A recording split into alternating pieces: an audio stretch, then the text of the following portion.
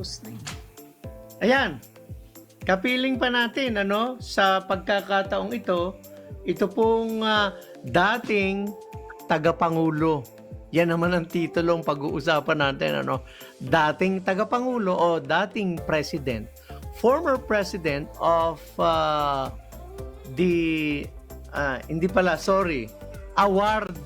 former awardee, 100 Most Influential Filipinas in the US.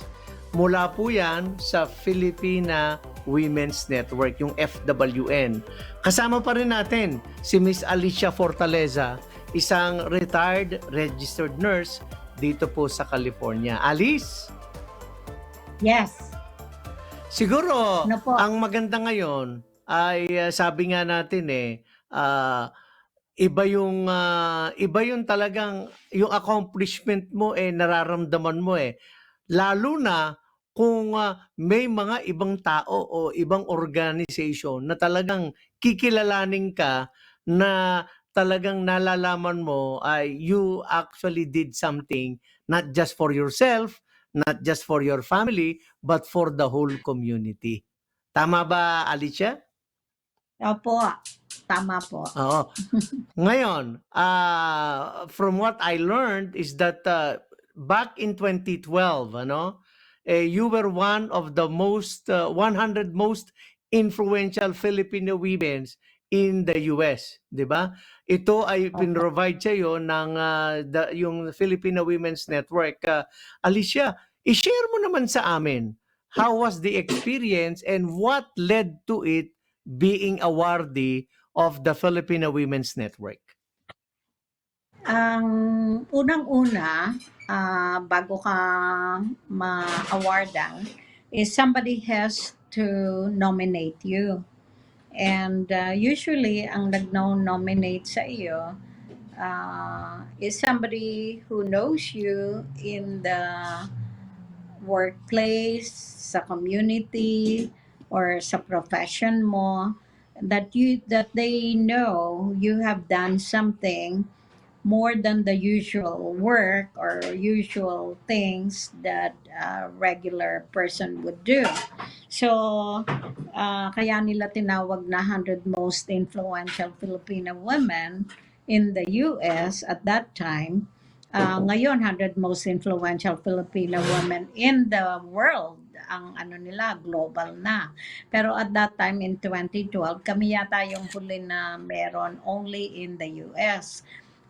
They look at your accomplishments, and somebody nominated me to be one of the influential women because they knew that in my capacity in my workplace, I broke the glass ceilings in some of the things like ako ang unang Filipino supervisor sa trabaho ko sa San Francisco City and County Hospitals, Department of Public Health, at saka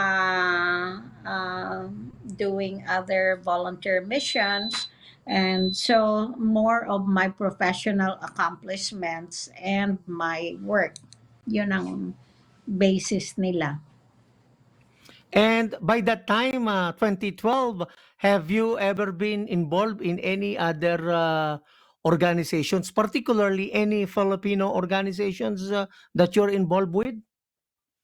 Yes, I was one of the, past president ng UP, University of the Philippines Nursing Alumni Association in the US, and also past president ng Philippine Nurses Association of Northern California.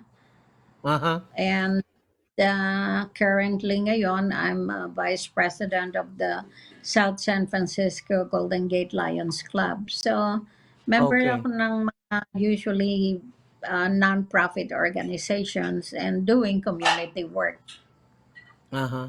So, alam mo, nakakahanga yung mga ginagawa mong yan, yung volunteerism, di ba? Yan lang naman talaga ang pinakamangyayari niyan because at the end of the day, you do not get paid for any of the work that you've been doing. So, ano ang nagiging driving force? Bakit naiisip mo na magsagawa ng ganitong mga volunteer work?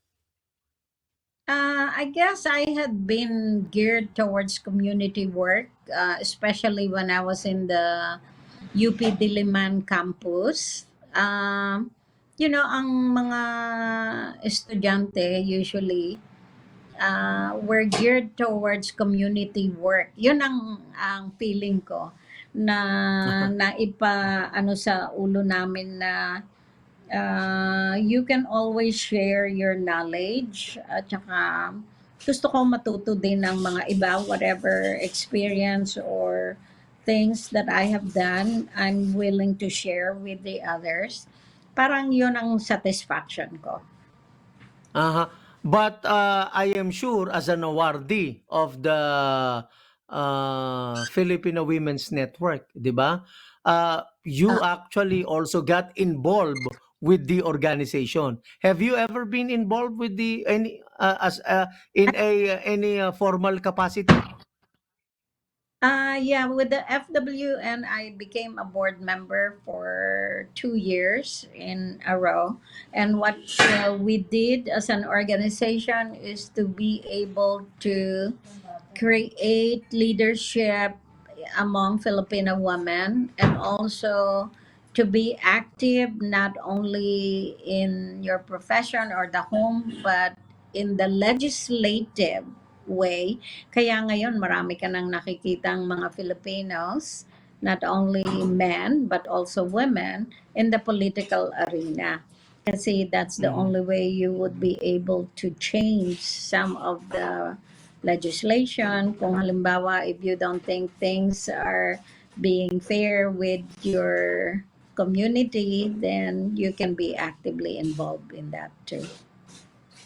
Ah, nakita ko dun sa iyong Facebook profile ay meron kang picture nitong current Daly City Mayor si Jocelyn Manalo. Ah, yeah. Have you ever tried helping her out? Ano ba ang iyong participation dito sa political career nitong si Jocelyn Manalo? Although I haven't actively gotten involved with her political career, I have contributed dahil sa kilala ko yung mother niya and Aha. she worked with me for me sa isang business ko in the caregiving industry. And that's why I Mhm. knew Jocelyn even when she was just a student. Even at that time, she was already involved in, I guess, community ang interest niya. Kaya siya is politically active as a Aha. mayor. So, kilala ko Mhm. yung nanay niya. I see. Did she work for you? Is she a nurse as Yung well? mother. No, the mother worked as a secretary in my office Okay. sa Uh-huh. isang When you were caregiving agency. working sa caregiving mo. Okay.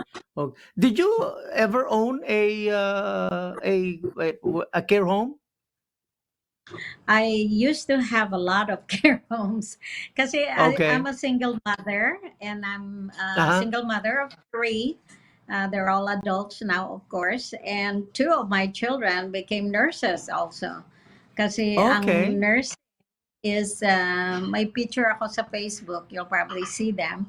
And two of them Uh-huh. have very good jobs. And I'm glad they became nurses kasi sabi ko, hindi ko naman twist ang arms nila to become nurses. But I told them, if you want a Uh-huh. stable job, be in the healthcare profession, especially as a Mhm. nurse, there's always a need for nurses. Yan. And those are my Yan two yung iyong girls. anak ano, pinakikita Uh, natin ngayon at alam mo Alicia, ito kasing ating programa nasa Facebook Live at nasa YouTube.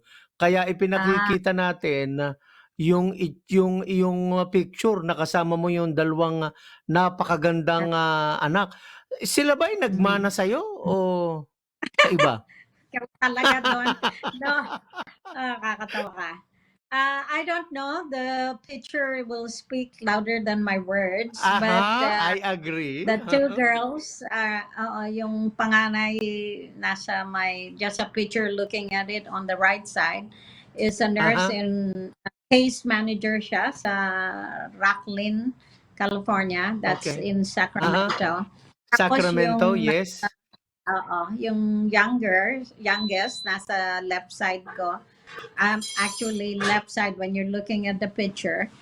She's a nursing director sa Laguna Honda Hospital, one of the San Francisco City and County hospital. So she's also in management. So they're doing Wow, very well. mana I'm nga pala happy. sa'yo. Hindi lang They're hindi lang they're yung doing well. beauty, hindi lang yung beauty ang kinuha sa'yo, pati yung skills. Ha? They're very Ah, very good people. kasi pareho silang nasa administrative position, 'di ba? And my At, son, ang son ko, yung anak nakakatuwa kong lalaki na middle part yan, middle anak, nasa Switzerland. He's been a resident of Switzerland for the past 12 years now. wow, So, isa pang anak mo? oo, yung gitna, yung lalaki, nasa Switzerland. Ang trabaho niya doon is he's in the museum.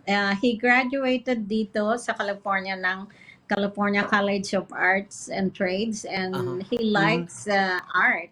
And so he's in uh-huh. the right nasa Yeah, security and I museum. completely agree because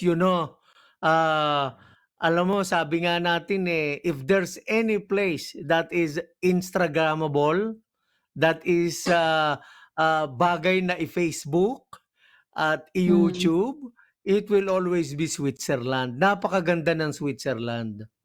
Have you yeah. been there Well, to Switzerland? Have you visited him there? always, yeah. Ito nga lamang COVID, hindi na pwedeng mag-travel. Sana nung April, nandun ako. Aha. Okay. So, alam mo, nakakatuwa Alicia 'no, dahil sa Yeah. siyempre alam mo tayo naghihirap para sa ating mga anak and to see them grow and be successful, 'di ba? It is a Yeah, fulfillment, 'di ba?